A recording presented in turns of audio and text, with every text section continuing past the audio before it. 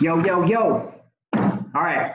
So we're back with another S&N show, which strangely, maybe coincidentally, sounds like S&M. But yes, it's the S&N show. I am Kyle Nordwall. I'm Jonathan Santini. Yes, and this is our second show ever in the history of the universe. The show we did last week was the farewell. Yes. I was going to see if you're gonna take it. I was kind of having fun with us finishing each other's sentences. No, the video just it literally stopped. So it was like it paused and then it caught up to you. So. No, but I did that. Oh. Yeah. See, we're still learning about each other's personalities and all that. I like that. Yeah. Yep. So last week we saw the farewell. This is our second one, and this one we did a movie called The Stalker. And I'll share a little bit about this right now. What Jonathan and I did, we gave each other a list of 3 movies, and then between those 6 movies total, we would decide which one we wanted to watch. Was it 2 or 3 each? This week was 2. I think first week we did 3. Okay, yeah, and the 2 that Jonathan sent me, I had already seen, V for Vendetta, and then the latest Blade Runner. Is that right? Yeah, Blade Runner 2047, 49. 2049, I think. Yeah, and then I sent Jonathan The Stalker and some other one like Europa. Does that sound familiar? Yeah, Europa. Actually, you know, maybe it was 3. It was Europa, Stalker, and it was another Tarkovsky, I think. Anyway, yeah. So we sent each other 2 or 3 movies, and we decided on The Stalker. And it's interesting. So I'm like a movie list whore, kind of. On my IMDb list, I've got 450 movies on there, and it seems like I add them way faster than I actually see them. But anyway, I was craving science fiction, so I just went off my science fiction list, and I found, a few of them, including The Stalker. And I sometimes I forget how I add them. Like I just see them, either the recommendations from people, or I get these movie lists, like top 10 science fiction movies of 2017, whatever.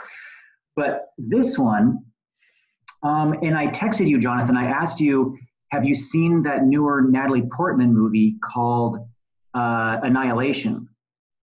And because as I was reading the blurb of what The Stalker is about, and The Stalker, you can give us a little of the history of it, because it sounds like you know that director.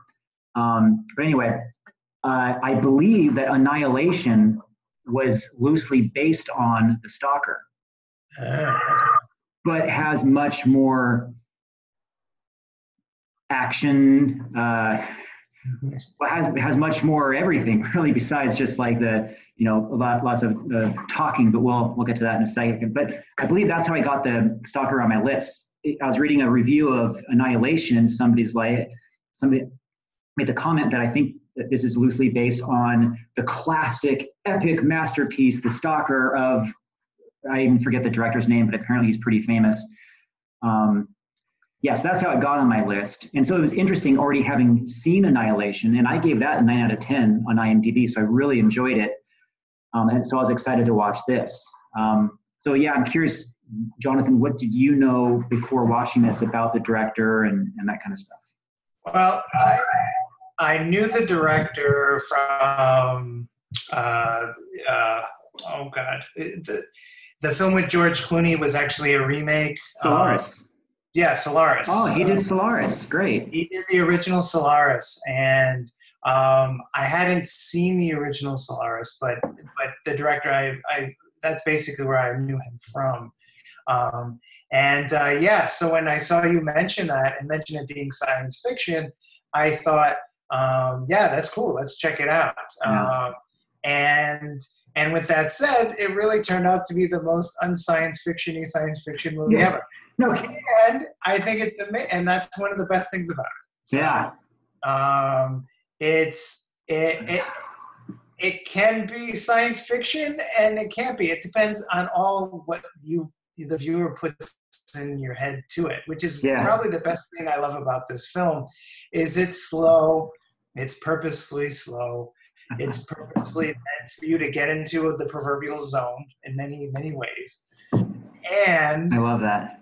and it's and you're really going through the perception of the stalker, which is anybody's perception, and you go along with it, and you really it's just I don't want to ruin it per se, but it's the whole movie is about how one person perceives this area, and how the context of the film with the history of it being Soviet Union, being late 70s, you could go Cold War, you could go Chernobyl, you could go all kinds of stuff. But really, at the end of the day, it's all about perception. And it's just so funny that you said it was a science fiction film. It's not. So Yeah. And I love that. So that more to say on that, but that's basically my crux of it. And how about you? Yeah. I'm so glad we're doing this together because like you fill in like I think everything you just added was really important to have on this, and it was really helpful for me as well. And so yeah, it's fascinating, the whole concept. It's a science fiction movie with basically, because some people called it science fiction, there's zero ray guns, there's zero alien life forms, there's zero monsters, there's zero, it's all on Earth. And not a futuristic Earth, it was fascinating. I found myself, on last show I mentioned like, some part of my mind has been Hollywooded, because even as they were, scene by scene by scene, I was like, is this the part where like the creature jumps out of the bush? I did that too. Yeah. Especially that shot where like you go through the car in the field. I thought like that was like this like creature that was just gonna come and jump on him or something. Yeah. Yeah. And it's funny. It's like, I read this one headline about the movie where it said, I'm going to forget the words right now. They're like burgeoningly dull and epic. Like, and then it said, and dull's not a bit, like not an insult. Yeah. Like it's like part of my mind like wants to read more of like the American classics. So then I feel smarter. Like I feel like a better person, like a better movie reviewer because I've seen this movie. Like I'm more established as a movie person because now I've finally seen his movie, the Stalker, and it was effort to sit through. It's almost 3 hours long. I just watched it in 3 chunks. Could have watched it in 2 pretty easily, but something came up. And for being such a slow movie, it was fascinating. And here's one thing I want to add real quick. So I love this whole perception topic and like even like spirituality and like what is the nature of reality and all this. And it's especially the main source of the main model I use is A Course in Miracles. And in the Course in Miracles community, there's a lot of people that will watch movies and watch them from A Course in Miracles or from a non-dualistic perspective for healing or whatever, or to have stuff come up or to support the model. Anyway, the movie Solaris, especially one with George Clooney, is one of the famed movies to watch from A Course in Miracles perspective. Because it's like as they get closer to this planet, the deeper fears, especially the characters in the movie project onto other people, alive or dead, those people come back, and it's a chance to process things that hadn't been processed yet. So, and then so I didn't know that he's the guy that did the first Solaris, and like you, I haven't seen the first Solaris, but so much of this movie when he was talking about everything, it was like it was almost like, who are we? And who's to say who we are? And what is that thing over there? And why do we have different perspectives on what that thing over there, so is this sort of like this mind fuck, but it was like coming from a very wise sounding person, the author, the script writer. So it was long and dull from one perspective, and just absolutely fascinating. Yeah, that's the best way I can describe my experience of it. Yeah. No, and for me, it took me. I watched it on a Sunday a week or two ago, and actually last week. And yeah, I watched about an hour of it. I needed to stop. I had dinner, and then I watched. So then after a couple hours, I watched another hour and a half. Then I think I napped because I was getting tired. And then I finished the end of it, and like just going up and down on it. And I was just like, man, I just don't get it. And then I let it sit in for a few days, and then that's when all of a sudden like one of the most the part of the film that really opened it up for me is when the writer starts questioning Stalker, like, where did you hear about all this stuff? Where did you hear this? He told me that told me. And then you're perceiving everything through the Stalker's eyes, and then you're like, wait a minute, this is like, yeah, this is that. And the zone, it's just a quarantined area. Like, it could be anything. It could be like radioactive, it could be anything that you're not supposed to go see. It could have been anything. And then once that nugget kind of came to me, I was like, oh, so that's where the perception stuff started to come up for me. And really, it could be for anybody. Just when you hear about, like you said, the other part, like that, how we perceive that or the other is so subjective, and so like it could just be anything. And you really, like, it serves as, for me, as a beautiful thing to know that something could be that liberating. It's also a cautionary tale, because you get wrapped up in, like, oh, if you move 5 steps this way and then not this way, then you're gonna die a horrible death, and then blah blah blah. So really, really interesting stuff. Like, so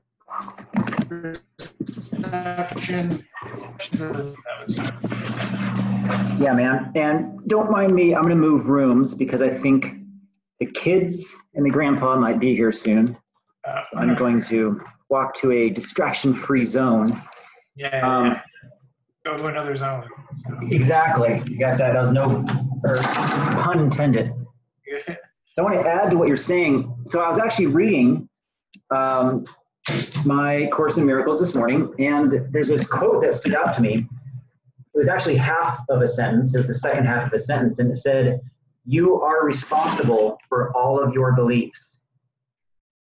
And what you were saying, like, that did, like, that scene you were talking about, where all of a sudden, like, for me, I realized most of the movie was coming through the Stalker's perspective, and I hadn't questioned that. I was just like, oh, so this is what this movie's about. Oh, this is this reality. Oh, the Stalker's this really wise person. And then when it started shifting, or when you said the writer started questioning him, I was getting this really uneasy feeling, because I was like, well, wait a minute. I want how I saw it first. I want that to be right, because I've gotten comfortable with that belief system, that perspective. You wanted your sci-fi film. So. Yes. Yeah. And then, it was just beautiful. Like, we don't know anything. We know that most people agree that this thing up here is called a light.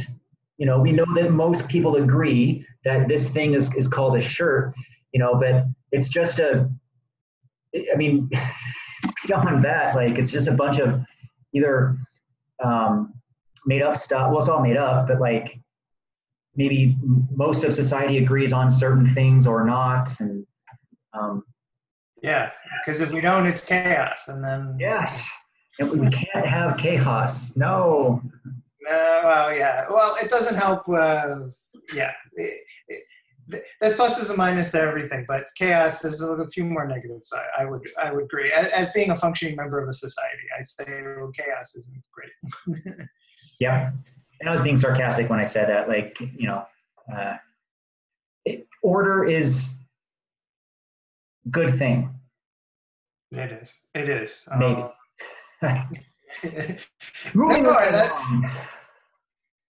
no. It's another thing is like as they're getting closer to the room in the zone, how everything sort of like becomes more mental and how things get collapsed onto them, how things become more confined as far as perception goes. Like when they're running around in the chase scene in the beginning, like, oh yeah, they got somewhere to go, and you know, you believe in the zone, you believe in this accepted sort of concept of what it is, the struggle. You know, they want something better because ultimately the zone represent, at least for the stalker, a place where all your dreams will come true. To give a little bit more context on desires. Sorry? Deepest desires. Yes, deepest desires, you know. There's a distinction. Yeah. And as they get closer to the room where their deepest desires will happen, all of that gets questioned, and then you realize, like, the characters are realizing that this isn't what they perceived it to be, and so does the viewer. So it's just beautiful how it unravels, and yeah, it's I really feel like, yeah, it happens to everybody. It turns universal somehow, and I'm just like, wow. Yeah. Hey, just finishing up a call. Oh. Chaos. Yes. I love it. Yeah, man. So yeah. So I'm glad we chose that. Inadvertent, not. I knew no matter what it was going to be good, just based on reputation for the director. And yeah, a slow film every once in a while is a good film. It really allows you to, I mean, at least what I make up for myself is a slow film really allows you to like really apply things to yourself. It gives you an opportunity to breathe. Ultimately, you don't have to, you know, if you're in the mood for it, you can really enjoy and really think about the film, characters, whatever you want. And I'm sure next time I see that film, it's going to be completely different. Yeah. Yeah, I enjoyed it. Ultimately, I enjoyed it. And due to the slowness, I was much more present watching the film. Yeah. At the beginning with the subtitles, because I knew it was also very artistic. Like I'm assuming he did a lot of things intentionally with the angles and stuff like this. I was a little bit worried that I might be distracted reading the subtitles from the art. But you know, after a little bit, I got used to it. And actually, I do enjoy subtitles. Yeah. So, and a lot of times, I will, or a lot of us will watch movies to kind of check out, you know, to just kind of like, you know, zoom. This, I found myself engaged on a different level, just very present and really having my senses quite active intentionally because every sentence they said was like something to swallow and think about. Yeah. Yeah. If I was to give it a rating, I was just gonna say, what do you want to do for whips? Whips, number of whips. You know, the thing that comes to my mind is honestly, the thing that comes to mind is 7. Like, I want to give it 8 whips because it's a masterpiece and you know. But I'm going to say 7, and still, like I said last week, I think 7's a good score, at least for me. Like how I rate things, it needs to be pretty, you know, off the wall to be a 9. So 7.5, 7.5 whips, and I'm open to that changing if I see it again. But I enjoyed the movie. 7.5 whips. Okay, I'm gonna go with 8. Awesome. And ask me in another 6 months, it could be like a 13. You know. Yeah. Same. it's really sat with me the last week really well. And I didn't really read anything or about it up until today. Actually, I watched one of those videos on the Criterion movie service. I watched some earlier, but before that, I wanted to let it sit in for me this week. And yeah, it's just percolating more and more. And I definitely would love to watch it again soon.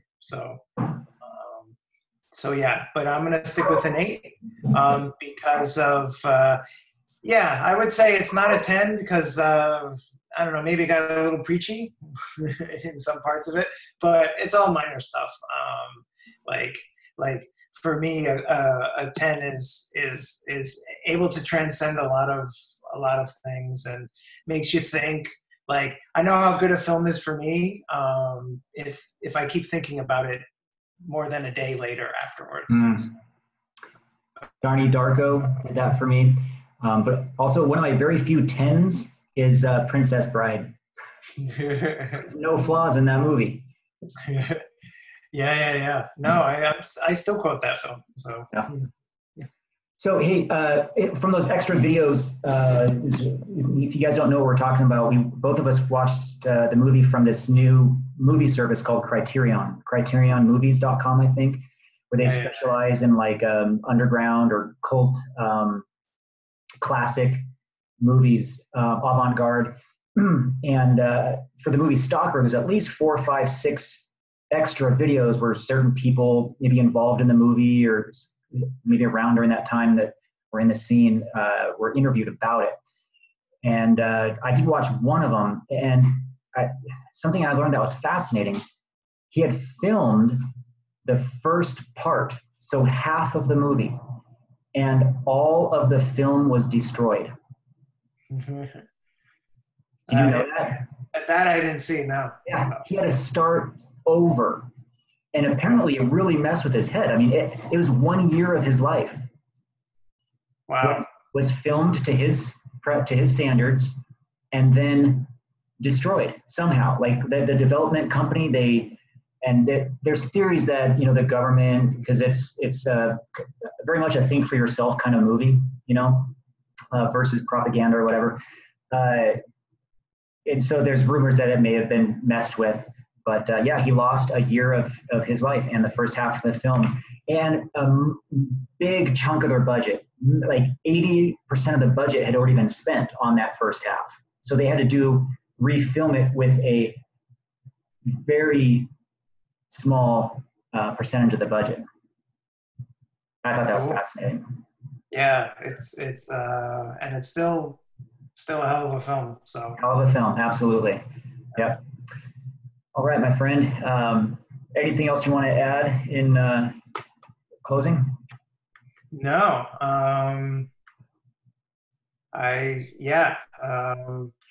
Maybe we should come back and readdress films that we've reviewed at some point. This could be fun. Like set a rolling calendar. Like 6 months down the road, we should watch it again. That could be fun.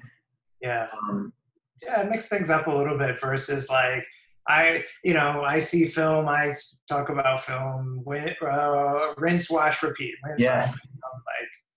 We could add some narratives to the narratives I love it. I don't know. So, but yeah, that was it. Otherwise, I'm good. I'm really glad this week worked out as it did. So yeah. Cool. So Kyle Nordwall, the N of S&N, gives it 7.5 whips. And Mr. Jonathan Santini, the S of S&N Show, gives it 8 solid whips. I am the Sato-tini. Sato. Yes, and I'm the masochist. You are I'm the narcissist. The narcissist. We all have a little narcissism in us, I think.